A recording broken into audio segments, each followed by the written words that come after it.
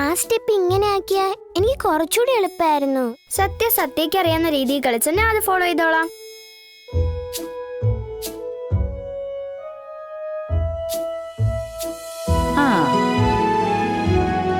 അതെ, കളിക്കുന്നൊക്കെ കൊള്ളാം.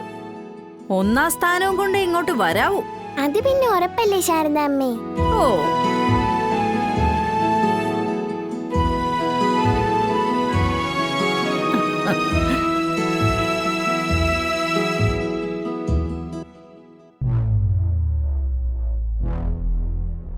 ശ്യാമേ, നീ പറഞ്ഞതൊക്കെ ശരിയാ.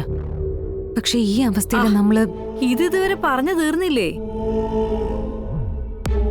അവൻ ഈ കള്ളും ചാരായും ഒക്കെ വാങ്ങി കൊടുത്തിട്ട് അവൻ ഈ ഭ്രാന്ത് തുള്ളുന്നത്. അതൊന്നും ഇല്ലെങ്കി അവനൊരു ശല്യത്തിനും വരാറില്ലല്ലോ.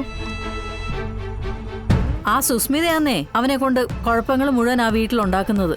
അങ്ങനെ ഇപ്പൊ വല്ലവരും കുഴപ്പങ്ങൾ ഉണ്ടാക്കാൻ പറഞ്ഞാൽ നമ്മൾ ഉടനെ കുഴപ്പങ്ങൾ ഉണ്ടാക്കുകയാണോ ചെയ്യേണ്ടത്? ആ പറയുന്നവൻ എന്തുദ്ദേശത്തോടു കൂടിയാണ് ഇതൊക്കെ ചെയ്ത് ഒപ്പിക്കുന്നതെന്ന് ഒന്ന് മനസ്സിലാക്കണ്ടേ? അതില്ലെങ്കിൽ പിന്നെ ആരെ പറഞ്ഞിട്ട് എന്ത് കാര്യം? ഞാൻ പറയുന്നത് നീ ഇനി അങ്ങോട്ട് പോണ്ടെന്നാ. കുടുംബവും ഭാര്യയൊക്കെ വേണമെന്ന് അവന് സ്വയം തോന്നട്ടെ. അപ്പൊ അവൻ താനെ വന്നോളും. അങ്ങനെ അവനെ നന്നാക്കി എടുക്കാൻ പറ്റൂ. ഇനി ചിലപ്പോ അതിനുള്ള അവസരം കിട്ടുന്നത് ജയിലിനകത്തുള്ളവർക്കായിരിക്കും. മനസ്സിലായില്ലേ? അവിടെ ഉടനെ തന്നെ ഒരു റെയ്ഡ് നടക്കാൻ സാധ്യതയുണ്ട്.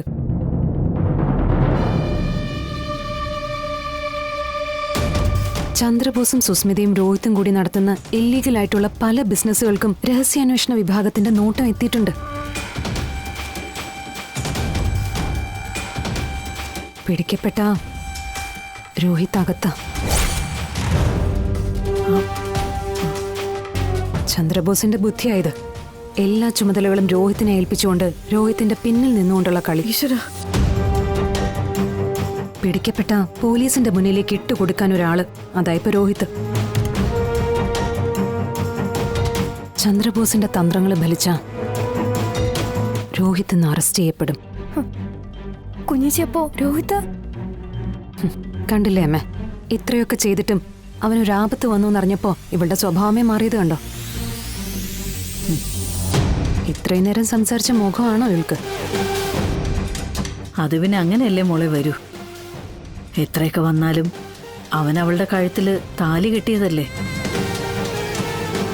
അങ്ങനെ പെട്ടെന്നൊന്നും മറക്കാൻ പറ്റില്ലല്ലോ.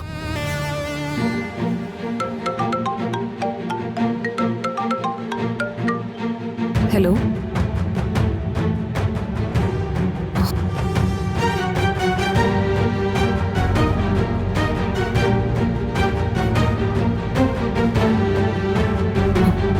ഞാൻ വിളിക്കാം. എന്താടി? റെയ്ഡ് നടന്നു. രോഹിത്തിനെ അറസ്റ്റ് ചെയ്തു. അയ്യോ ഈശ്വര. അയ്യോ കുഞ്ഞിച്ചി, അമ്മ.